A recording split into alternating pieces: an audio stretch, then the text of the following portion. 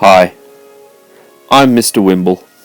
Some of you may have me as a teacher, others are simply looking at this video online. The idea of this video is quite simple. Many students, I find, get confused with Germany between the wars as a HSC subject. There's so much going on, all the economics, your hyperinflation, Great Depression, your left spectrum, political spectrum, right political spectrum, your Bruning and your Stresemann and your Ebert, Hindenburg, Hitler, Schleicher. It sometimes just feels like too much. So what I'll try and do is simplify a lot of it and give you the broad strokes. So hopefully you enjoy this and it actually fulfills its purpose. See you in class or online.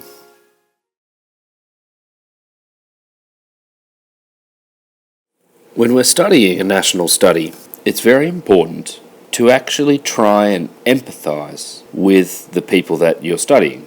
We need to try and think as they would have thought so that we can judge and look at their reactions and perhaps ask questions like why they decided to do that or why they voted for someone, for example.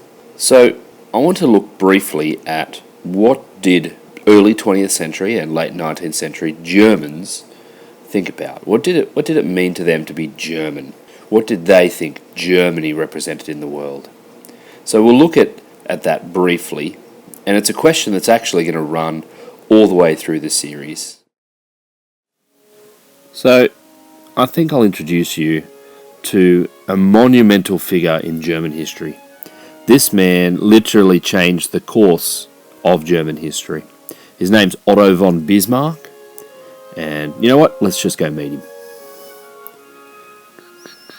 Doo-doo-doo. Hey! There! Come here. So, this is Otto von Bismarck. He was a conservative politician. He was the Chancellor of Germany. He was First Minister for a while. He basically was the Kaiser, the King of Germany's right-hand man for like 30 years. So we're talking 1860s.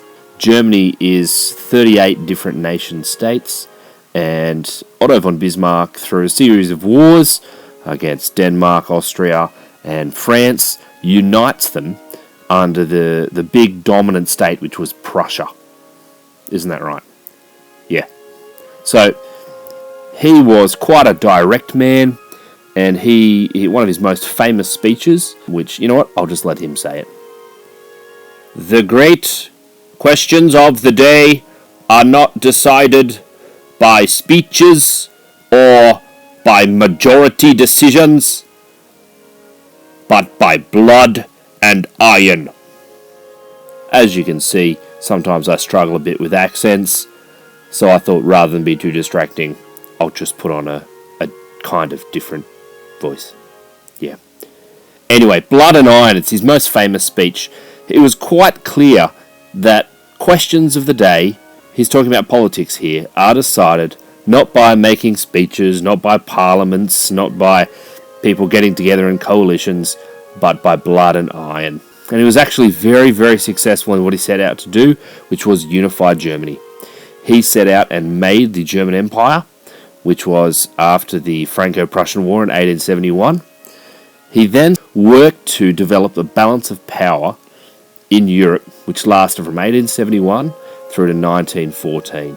It's a very long time in European history for no major wars to be happening. So a very, very good politician, thank you, and a very important guy. So let's actually talk about these Prussian qualities that are so prevalent, so important to German national character. Thanks, Otto. Say bye. Bye.